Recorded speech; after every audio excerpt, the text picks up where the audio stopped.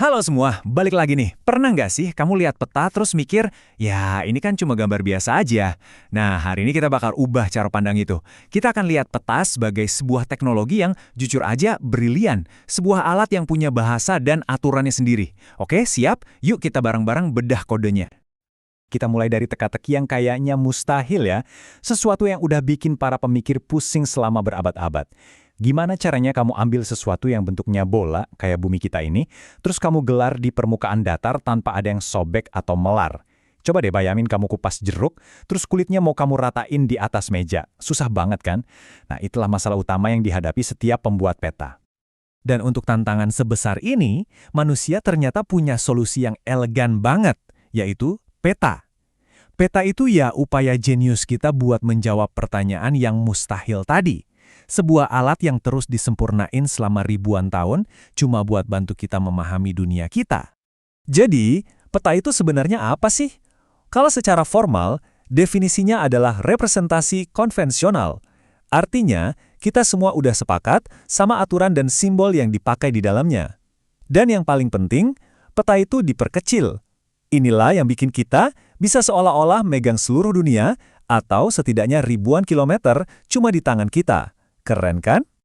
Nah, ini dia faktanya. Secara matematis, bikin peta datar yang 100% sempurna itu mustahil.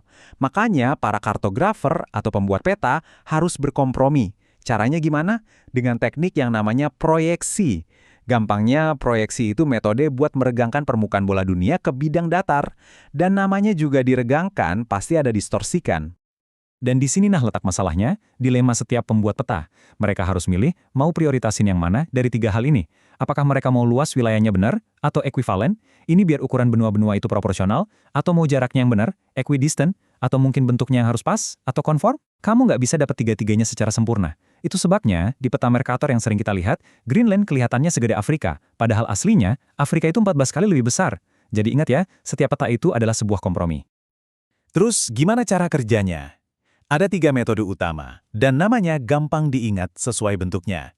Coba, bayangin kamu bungkus bola dunia pakai kertas silinder. Nah, itu proyeksi silinder, paling akurat buat daerah sekitar Khatulistiwa. Atau kamu taruh kerucut di atasnya kayak topi. Itu proyeksi kerucut, bagus buat daerah lintang tengah kayak Eropa atau Amerika. Terakhir, kamu tempelin aja kertas datar di salah satu kutub. Itulah proyeksi azimutal, sempurna buat metain Arktik atau Antartika. Masing-masing itu kayak alat yang beda, buat kerjaan yang beda juga. Oke, jadi sekarang kita udah punya peta yang diproyeksikan. Terus gimana? Nah, peta ini kan harus bisa ngomong, harus bisa berkomunikasi. Peta itu punya bahasa visualnya sendiri, semacam tata bahasa dan kosakata yang bikin kita bisa ngebaca cerita yang mau disampein. Yuk, kita pelajari dasar-dasarnya. Komponen pertama dan yang paling fundamental adalah skala. Skala ini yang ngasih tahu kita hubungan antara jarak di peta sama jarak di dunia nyata. Contohnya, skala bisa aja bilang 1 cm di peta itu sama dengan 1 km di lapangan. Tanpa skala, peta itu ya cuma sketsa aja. Tapi dengan skala, peta jadi alat ukur yang super canggih. Selanjutnya ada simbol. Anggap aja nih alfabetnya peta. Ada simbol titik buat nunjukin lokasi spesifik, kayak kota atau puncak gunung. Terus ada simbol garis buat ngegambarin hal-hal kayak sungai dan jalan. Dan ada simbol area buat ngisi wilayah dengan fitur umum, misalnya hutan atau gurun. Nah, kalau digabungin, mereka ini ngebentuk kata-kata dan kalimat visual di peta. Terus, gimana kita tahu arti semua simbol ini? Nah, disinilah legenda berperan. Legenda itu kuncinya, kamusnya peta, yang nerjemahin setiap simbol, garis, dan warna. Jadi, aturan pertama dalam membaca peta, selalu cek legendanya dulu. Ini contekan utama kamu buat ngerti semua informasi yang ada di dalamnya. Sekarang kita udah tahu bahasanya. Yuk kita lihat 2 genre cerita utama yang biasanya diceritain sama peta. Soalnya, sama kayak buku, nggak semua peta itu tujuannya sama. Ada 2 kategori besar yang bakal sering banget kamu temuin. Poin pentingnya begini. Peta umum, contohnya kayak atlas, itu tujuannya ngasih kamu gambaran referensi yang luas.